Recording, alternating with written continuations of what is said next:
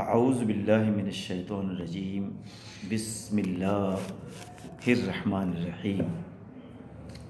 کما انتم تعرفون انا درست الاقتباس الاول او السطور البدائیہ من خطبۃ ابی بکر، والیوم انا ادرس بقیتم من هذه الخطبہ، وهذه الخطبہ ذو اہمیت کبیرۃ یناسب لکل قارئ ودارس ان یقرأ هذه الخطبہ وهي تتعلق بهذه الحیات الدنیویہ، وكذلك هذه الخطبہ التحقت بالدار الآخرہ۔ هذه الخطبہ في الحقیقہ وهي عبرۃ وهي نصیحۃ وعظۃ لنا فيها، یعنی هذه الخطبہ وهو يرشدنا إلى الصراط السوي والصراط المستقيم، فوجب علينا أن نقضي هذه الحياة بضوء هذه الخطبة۔ وبعد هذه الكلمات أنا أدرس وأنا أقدم التراجم وأنا أقدم التوضيح لهذه العبارات الأخيرة۔ اعتبروا عباد الله بمن مات منكم وتفكروا في من كان قبلكم۔ حضرت ابو بکر یہ کہتے ہیں کہ وہ بندے جو دنیا سے جا چکے ہیں ان کے بارے میں ہمیں سوچنے کی ضرورت ہے، اور وہ لوگ جو تم لوگوں سے پہلے گزر چکے ہیں ان کی بھی ہسٹری کے بارے میں اور ان کے آخری نتیجے کے بارے میں ہمیں غور و فکر کرنے کی ضرورت ہے۔ این کانوا امس وین ہم الیوم، این الجبارون، این الذین کان لهم ذکر القتال والغلبۃ فی مواطن الحروب۔ کہتے ہیں کہ لیکن وہ سارے لوگ کہاں ہیں، ان کا وجود نہیں ہے۔ اور آپ نے دیکھا کہ جو ظالم لوگ تھے، جو شاطر لوگ تھے، جو جنگوں کے ذریعے لوگوں کو قتل کرتے تھے، جنگوں کے ذریعے لوگوں پر حاوی ہو جاتے تھے، آج ان لوگوں کا ذکر کہاں باقی ہے۔ وَقَدْ تَزَعْزَعَ بِهِمُ الدَّهْرُ وَصَارُوا رَمِيمًا۔ کہتے ہیں کہ زمانہ نے ان کو پائمال کر کے رکھ دیا، اور جس طریقے سے سوکھی ہوئی پتی سوکھ جانے کے بعد وہ بے دم ہو جاتی ہے اور چرچرانے لگتی ہے، زمانے نے ان کو اس طریقے سے پٹخا اور ایسا اس نے انتقام لیا کہ بالکل جو سوکھی پتی ہے اسی طریقے سے ان کا حشر اس نے کر ڈالا۔ قد ترکت علیہم الفالات الخبیثات للخبیثون والخبیثون للخبیثات۔ کہتے ہیں کہ یہ جو بیابان ہیں، ان بیابانوں نے کہتے ہیں کہ ان لوگوں کو ذکر تک نہیں چھوڑا، بس اتنی سی بات ہے کہ جو خبیث لوگ ہیں، خبیثین کے ساتھ ان کو کر دیا ہے، اور جو خبیث لوگ ہیں ان کو خبیث عورتوں سے متعلق کر دیا ہے۔ وَأَيْنَ الْمُلُوكُ الَّذِينَ أَثَارُوا الْأَرْضَ وَعَمَّرُوهَا قَدْ بَعَدُوا۔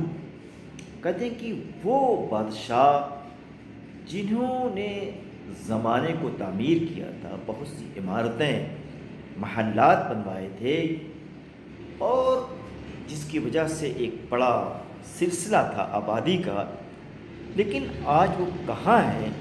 کہتے ہیں کہ وہ ہم لوگوں سے بہت دور جا چکے ہیں، اب ان کا کچھ بھی عطا پتہ نہیں ہے۔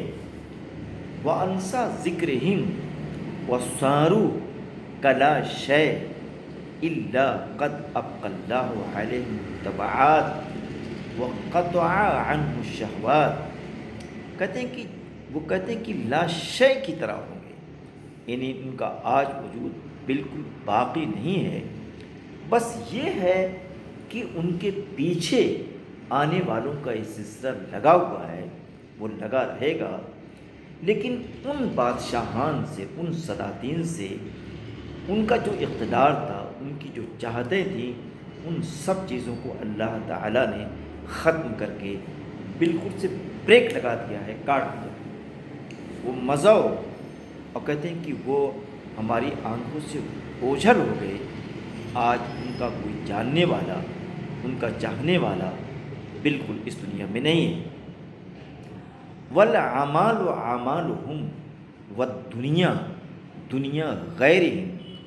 کہتے ہیں یہ جو سلاطین تھے، یہ جو صاحب اقتدار تھے، اگر ان کے ساتھ آج کوئی چیز باقی ہے یا کوئی چیز ان کے ساتھ لگی ہوئی ہے تو صرف ان کے اعمال ہیں، ان کی کارکردگی ہے، اور کہتے ہیں کہ یہ جو دنیا تھی، آج یہی دنیا کسی اور کے ہاتھ میں، یہ اقتدار کسی اور کی دسترس میں چلا گیا ہے۔ وہ بقین خلفم بعدہم، ہم ان کے ساتھ پیچھے لگے ہوئے ہیں۔ فَإِن نَحْنُ اعْتَبَرْنَ بِهِمْ نَجَوْنَا۔ کہتے ہیں کہ اگر ہم نے اس سے عبرت حاصل کیا، ان کی زندگی کے بارے میں، ان کی سلطنت کے بارے میں، ان کی اقتدار کے بارے میں سوچا، تو یقیناً ہم نجات حاصل کریں گے۔ وَإِنْ اغْتَرَرْنَا كُنَّا مِثْلَهُمْ، اور اگر ہم نے سوچنے کا عمل چھوڑ دیا، گزشتہ قوموں کے بارے میں ہم نے کچھ سبق حاصل نہیں کیا، تو ہم دھوکے میں رہیں گے، اور کہتے ہیں کہ جیسے ان کا وجود ختم ہو گیا ہے، ان کا نام و نمود مٹ گیا ہے، اسی طریقے سے ہمارا بھی نام و نمود مٹ جائے گا۔ عین الوضع الحسنہ وجوہہم المعجبون بالشباب۔ کہتے ہیں کہ وہ جو حسین و ترین جمیل قسم کے لوگ تھے، جن کے حسن پر لوگ فریفتہ تھے، جن کے چہرے کی خوبصورتی لوگوں کو کے لیے باعث کشش تھی، لیکن آج یہ سارے لوگ کہاں ہیں؟ سارو ترابن وسارا ما فرطوا فیہ حسرتن علیہم۔ کہتے ہیں کہ آج وہ مٹی ہو گئے ہیں، اور انہوں نے دنیاوی معاملات کے سلسلے میں، زندگی کے سلسلے میں اگر انہوں نے کچھ زیادتیاں کی تھیں، ظلم و تشدد کیا تھا، تو کہتے ہیں کہ آج وہ چیز حسرت بن کر ان پر نازل ہوگی۔ عین الذین بنوا المدائن وحسنوها بالحواعط وجعلوا فيها الاعاجیب قد ترکوها لمن خلفهم فتلک مساکنہم خاویہ۔ کہتے ہیں کہ حضرت ابو بکر نے کتنی قیمتی بات کہی ہے، اور یہ بتایا ہے کہ ذرا میں ان لوگوں کے بارے میں تم سے پوچھنا چاہتا ہوں جنہوں نے شہروں کو آباد کیا تھا اور ان کی فصیل بنوائی تھی چاروں طرف سے، تو کہتے ہیں کہ اس فصیل کے اندر طرح طرح کے عجائب وہ لے آئے تھے ڈھونڈ ڈھونڈ کر، لیکن آج نہ تو وہ عجائب ان کے رہے، نہ تو یہ محلات ان کے رہے، نہ اس فصیل کے اندر رہنے والے وہ ہیں۔ یہ ساری چیزیں ان لوگوں کے لیے ہو گئیں جو ان کے پیچھے تھے، جو پیچھے آنے والے لوگ تھے۔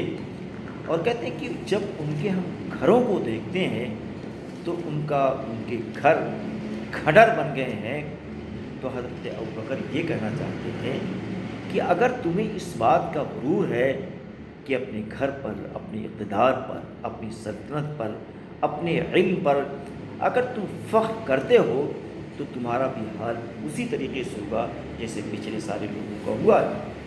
وہ فی ظلمت القبور، اور آج وہ قبر کے اندھیرے میں ہے، اور تمہارا بھی یہی حشر ہوگا اگر کوئی کبر و غرور سے کام لیتا ہے۔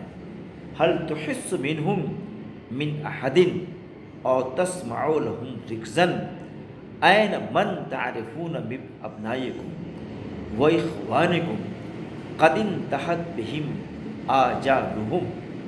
کہتے میں تم سے یہ پوچھنا چاہتا ہوں کہ کیا تم میں سے کوئی ایسا آدمی ہے کہ ان کے بارے میں کچھ سوچتا ہے؟ کیا ان کی کہیں ہلکی سی آواز فرعون کی، کسی بادشاہ کی تم کو سنائی دے رہی ہے؟ اور کہتے ہیں کہ ان کے جو بیٹے تھے اور ان کے جو بھائی بند تھے، کیا ان کی مدتیں آج ختم نہیں ہو گئی ہیں؟ حضرت ابوبکر یہ کہنا چاہتے ہیں کہ نہ صرف وہ بادشاہ ختم ہوئے بلکہ ان کی آل اولاد خاندان سب کے سب قبر کے اندھیرے میں آج موجود ہیں۔ فوردوا علی ما قدموا، تو آج وہی چیزیں ان کو ملے گی جو چیزیں انہوں نے کل آگے کے لیے بھیجی تھی۔ فحلوا علیہ، آج اسی پر ان کا انحصار ہوگا۔ وَأَقَامُوا الشَّقْوَ وَالسَّعَادَةَ بَعْدَ الْمَوْتِ، اور کہتے ہیں کہ موت کے بعد جو چیزیں انسان کے حق میں ہوتی ہیں، یا تو بدبختی ہوتی ہے یا خوش بختی ہوتی ہے، تو موت کے بعد اور کوئی دوسری چیز تم کر سکو، اپنے اس رزق کو تبدیل کر سکو، یہ ممکن نہیں ہے۔ الا ان اللہ لیس بینہ و بین احد من خلقہ سبب یعطی بہ خیرا ولا یصرف بہ عنہ سوءا الا بطاعتہ و اتباع امرہ۔ کہتے ہیں کہ میں کہنا چاہتا ہوں کہ آج مرنے کے بعد انسان کے درمیان اگر کوئی چیز ہے تو صرف اللہ ہے۔ اللہ اور اس آدمی کے بیچ میں کوئی ایسی چیز نہیں ہے کہ جس چیز کے ذریعے وہ خیر کر سکے، یا جس چیز کے ذریعے اپنی خامیوں کو، اپنے نقائص کو، برائیوں کو ٹال سکے۔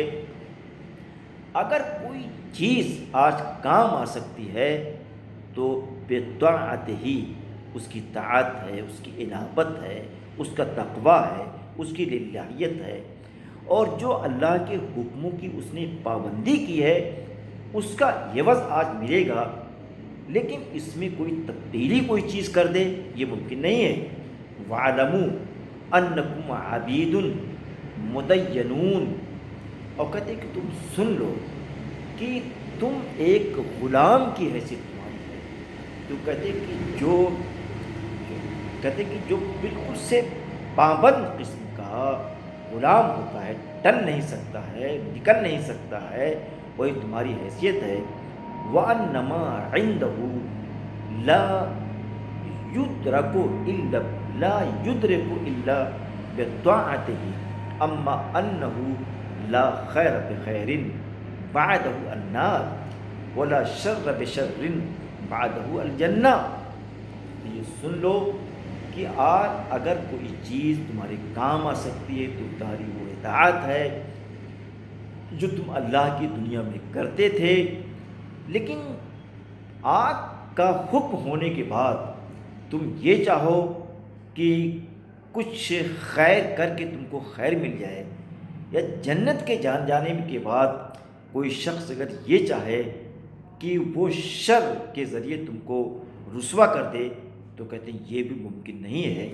تو فی حاضر الخطبہ کما انا ذکرت کثیر من الاشیاء قدمتها امامکم والآن انا اقدم شیئا باللغة العربیہ امامکم کما انتم تعرفون کما انتم درستم کہ ان الموت ہوا یقین کما کما ان اللہ تعالیٰ ہوا استعمل کثیر من المرات اللفظ الکلمہ الموت كذلك هو استعمل للموت اليقين أي شخص هو يسأل لماذا هو استعمل القرآن هذه الكلمة فالإجابة لهذا السؤال کہ ان الموت هو یقینی لازمی واجبی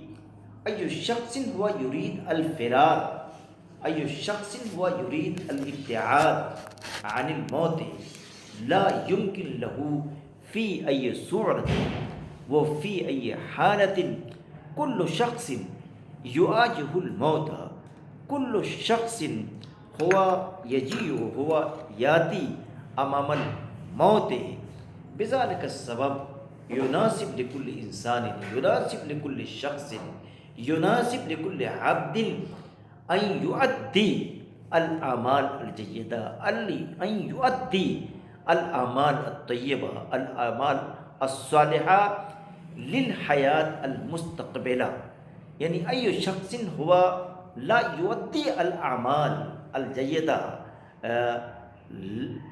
له فهو يواجه في الدار الآخرة الخسران المبين وإن حياته وهي تكون زعية وهي لا يجد أي شيء لنجاته ولعقبته المناسبة الجيدة. بعد هذه الكلمة أنا أريد الإجازة منكم يا أيها الطلبة والطالبات.